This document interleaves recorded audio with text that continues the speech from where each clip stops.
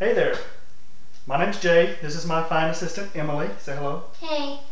And today we're going to make you a meal. I get asked a lot about my salmon stew, so I'm going to teach everyone how to make the salmon stew.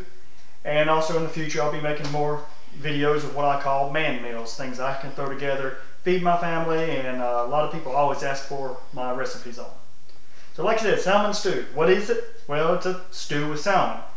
It's very popular in upstate of South Carolina, but when we moved here to North Georgia, nobody knows what it is.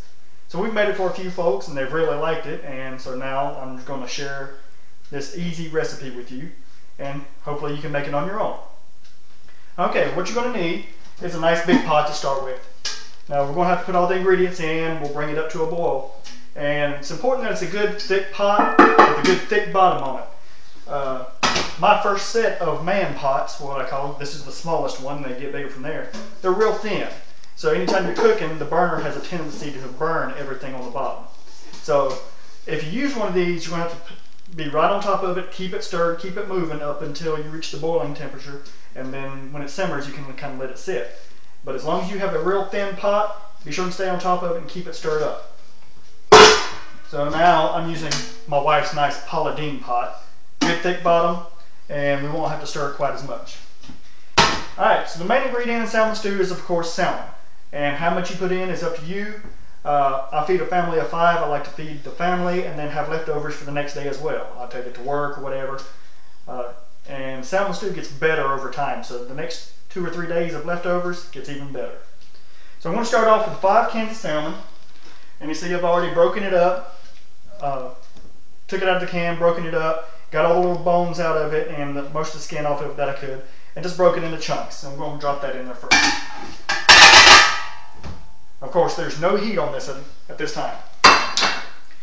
Now, the second main ingredient to me is potatoes. Now, 2 ways of doing it, of course, is raw potatoes. You can peel and cut, and then you would have to boil them down in water first to get them soft, and then add them to this. Or the way I like to cheat sometimes, I got these from Save-A-Lot, like 40 cents a can for already cooked and sliced.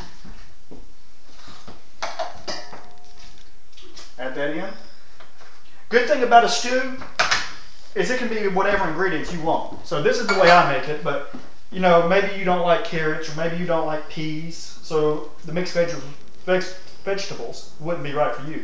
So maybe you could add just all green beans and peas, or just all carrots and corn, whatever you like. So I use a few cans of mixed vegetables and add an extra can of corn just for a little bit more volume.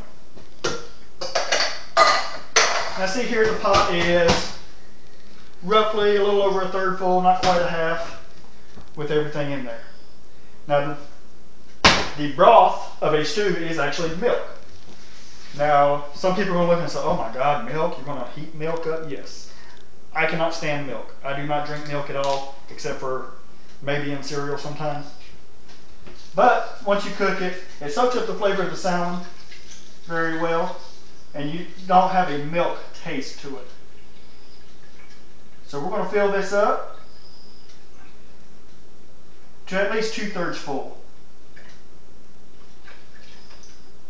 So we're about up to here now, and that's pretty good to start.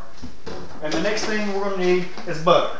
Now, my measuring system for butter is a big old hunk.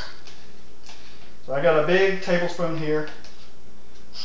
There's probably about a half a hunk.